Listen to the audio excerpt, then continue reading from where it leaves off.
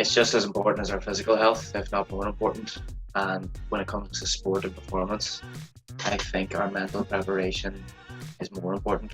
If you look at physically, a lot of athletes are in a very level par, especially in team sports, on a very similar level, and teams of a similar level. So it's what they do mentally to prepare, and you're constantly having a conversation with yourself on a pitch to sort of keep yourself going. And sometimes that's negative or positive self-talk, the sort of whispers in your ear, or the voices in your head that you're getting. So sometimes in sport we're very hard on ourselves, and the public can be very hard on players as well. And I know within GAA it's an amateur sport, we still have to go back into our workplace, and you wouldn't get that in any other way of life where people can openly criticise you.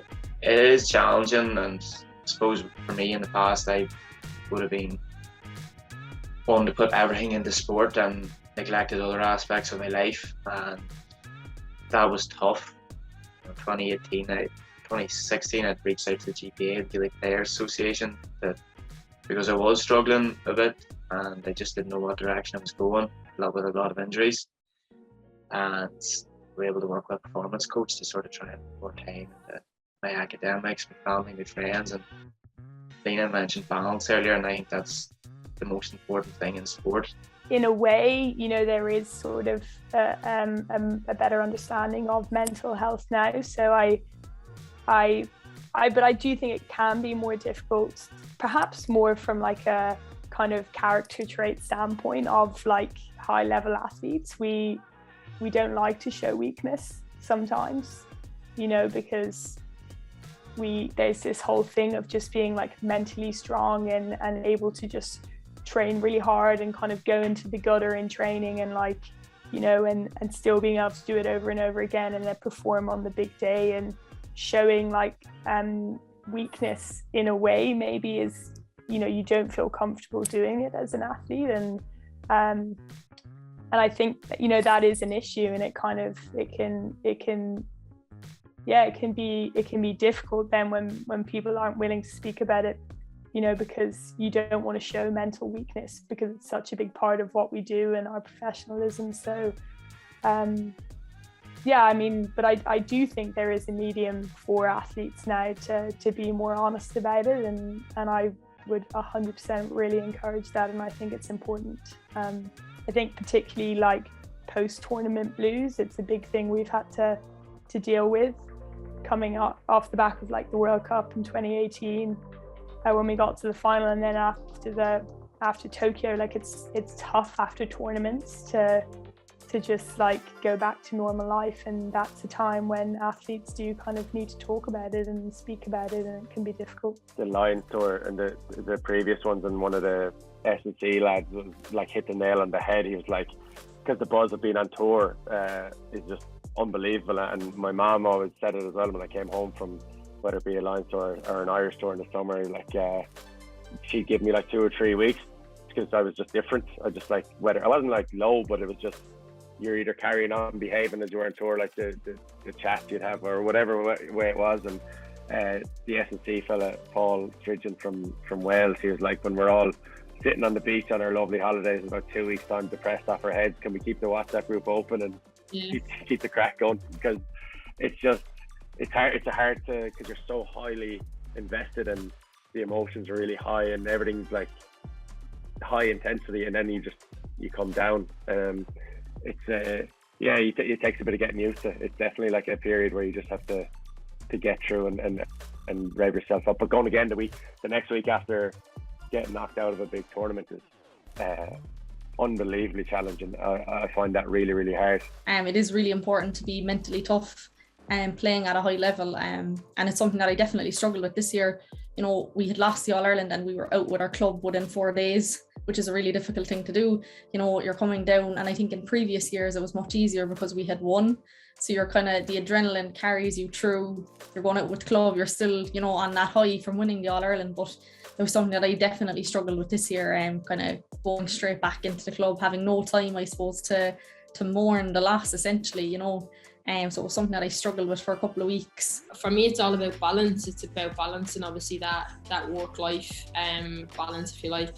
I think, obviously, going into training and obviously giving it 100% and being fully there and present is obviously really important to me. But likewise, when I come home, I'm able to switch off and obviously spend time with friends and family I've got here, and yeah, being able to switch off from it as well, so it's not consuming your mind 24/7. I think those sort of things help me a lot, and yeah, taking breaks when we have time off, holidays throughout the summer, especially in the off season. I needed to get better at that, especially, well, I know obviously we had COVID and stuff, but I felt like even when we were in the off season, I would still continue to train. But yeah, I kind of had to get better at actually taking time off, whether it was 2-3 weeks completely to fully let my body recover from a crazy season previous. So I would just try and maybe, you know, plan something around the day. Like, let's say if I'm playing a game on a Saturday, I'm saying I have a round of golf booked for the Sunday maybe. So where I'm saying whether we win, lose or draw here, I can go back to that round of golf with my friends and the game won't matter so much. Do you know what I mean? So it's as much as it is important, and it's everything we want to do. We put all of our time into it. It's definitely not to be all and end all. There's more important things to it, and I think if you break it down to that, then you're more likely to perform because it's not you know, it's not going to bog you down with the importance of it. I wouldn't say we put ourselves under that much pressure. I definitely used to when I was younger. You know, my first few years in the double, I was really worried about just making sure it was gonna be all right and it was gonna go well. But I think it just doesn't add anything to your performance. It just makes you more stressed out. And then when it does go well, you're like, oh, what was I worrying for? So I think the main thing is just to take confidence from as many things as you can. Like, even if you have to lie to yourself sometimes, like say before the Olympics, it was easy because we'd raced everyone apart from a few crews, and we'd beaten them all, so we knew that we just had to keep training and doing what we were doing and getting better, and we'd probably have a good outcome. And then if it didn't, it was just because someone else was better on the day, which, you know, like Amy was saying earlier, is something you can't control. You can only control your own performance. So I guess it's just about like breaking it down into that and making sure you're focusing on like doing what you can to perform, rather than like putting all the pressure on yourself and thinking about how terrible it would be if it didn't work out, you know. I ended up, you know, not enjoying my football at times because it became a bit negative.